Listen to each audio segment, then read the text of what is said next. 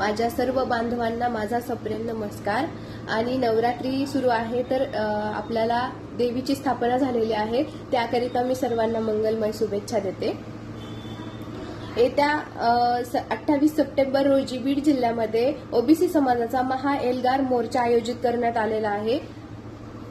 महाराष्ट्रामधून ओबीसीचे तमाम नेते बीड जिल्ह्यामध्ये दाखल होणार आहेत, तर आपणही मोठ्या प्रमाणात या मोर्चाला उपस्थित राहावे ही मी सर्वांना विनंती करते। ओबीसीची एकजूट दाखवून देण्यामध्ये आपण आपली उपस्थिती प्रार्थनीय असावी। त्यामध्ये तरुण, युवक, गावातील थोर मंडळी ह्या सर्वांना याच्यामध्ये सहभाग नोंदवावा। आदरणीय छगन भुजबळ साहेबांच्या नेतृत्वाखाली या महाएल्गार मोर्चाचं आयोजन केलेलं आहे, तर तरी आपली उपस्थिती प्रार्थनीय आहे। हा टाइम माझ्या पोस्टरवर माझा फोटो का नाही, यांनी माझा फोटो का नाही टाकला, आपापसामध्ये भांडणं करण्याचा ही वेळ नाहीये।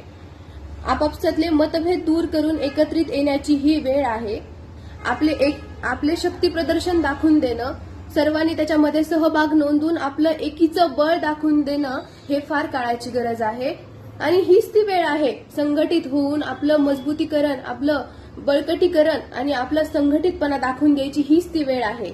मी गावातल्या प्रत्येक तरुणांना आणि युवकांना आवाहन करते की प्रत्येक गावातून कमीत कमी 2 तरी गाड्या आल्या पाहिजेत, त्याच्यामध्ये महिलाही जास्त प्रमाणात आल्या पाहिजेत। महिलांनाही मी आवाहन करते की तुम्हीही येत्या ओबीसीच्या महाएल्गार मोर्चामध्ये तुम्ही सहभागी व्हा।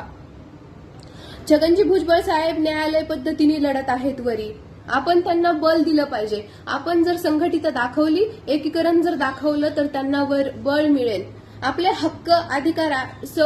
हक्क आणि अधिकार अबाधित जर ठेवायचे असतील, आपलं आरक्षणाला जर संरक्षण द्यायचं असेल तर सर्वांनी एकत्रित या। आपल्या पुढच्या पिढीला याचा त्रास होऊ नये याची दक्षता सर्वांनी घेतली पाहिजे।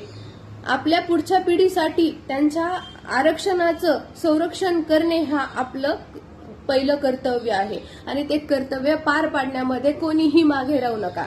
हीच ती वेळ आहे शक्ती प्रदर्शन दाखवून देण्याची।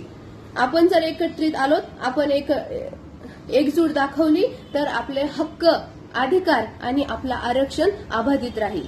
त्याच्यामुळं मी सर्व माझ्या बांधवांना विनंती करते की तुम्ही सर्वात जास्त मोठ्या संख्येने या एल्गार मोर्चाला सहभागी व्हावं। आणि पुन्हा एकदा तुम्हाला शुभेच्छा देते नवरात्रीच्या आणि थांबते। धन्यवाद।